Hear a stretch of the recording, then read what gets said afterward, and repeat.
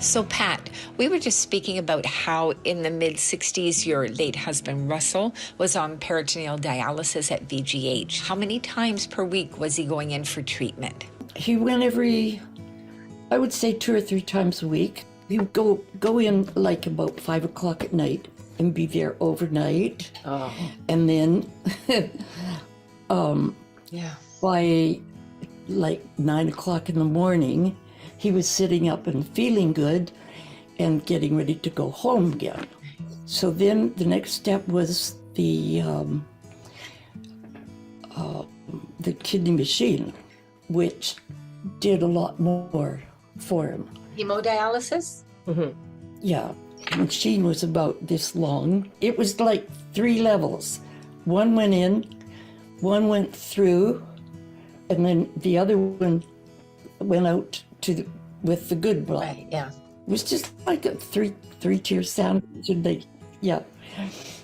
So in total, how many years was Russell on dialysis? 65 To 69. to 69. 4 years. Charlotte, you're a young teenager at that time. What are your memories of your dad? You know, I think when you're a kid, you're very resilient, and whatever comes along, you're not old enough to start to wish it was different because it is what it is, right?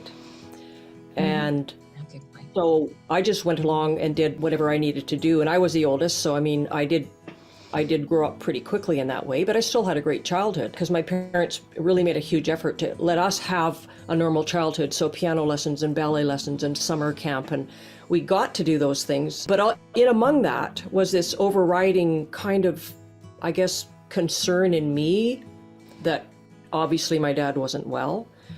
And a thing that really stands out in my mind was that often the shunt would get blocked.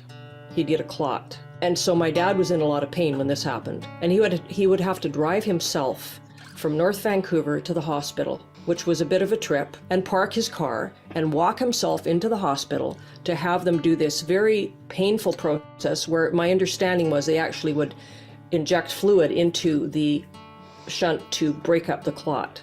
Very painful. Yeah, it was.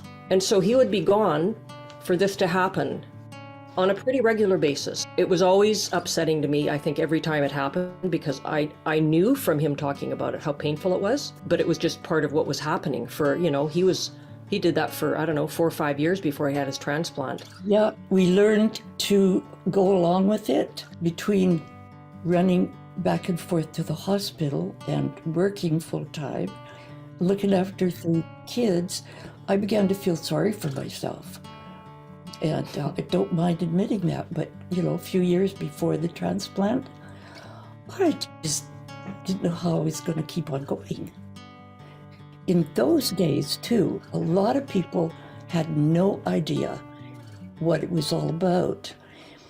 And much as I hate to admit it, that one of the biggest things was that my parents did not understand, and they didn't know why Russell had all this trouble and that he had to have more sleep than anybody you ever saw and things like that.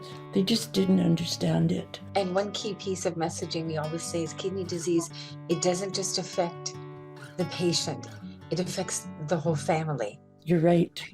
And Mom often says, especially since she's been going through a lot of this material in the box, it's really brought back a lot of memories, and a lot of old resentments and feelings are coming up for her because she's remembering what it was like and how hard it was, and that there was just no support for the family. There just wasn't any. There was nothing available in any way, really. And in those days, people didn't really talk about it. No, they didn't. You know, there wasn't a discussion around how it was for the family or how they were coping. There just wasn't that support. It was lonely, and sometimes I didn't know what to do, and I admit it. I used to cry a lot, and he'd be at the hospital going through dialysis, and there I was in this big new bed all by myself. And there were a lot of feelings around that too. I tried not to let the kids know that I was crying, but Charlotte especially, I'm sure, knew, because she was very quiet sometimes, and just the way she responded and stuff, I wouldn't say that I knew if I was depending on her so much, but she'd do little things like I remembered that I came home from work one day, and it used to take me till about 6 o'clock at night to get home on the bus. I walked in, and here she was just cleaning up the kitchen and she was quite young at that time, I think maybe 12, and she had emptied the entire refrigerator, cleaned it all up, and put everything back like it should be. You did. You. Of my own volition, it wasn't on the job list? No. Oh.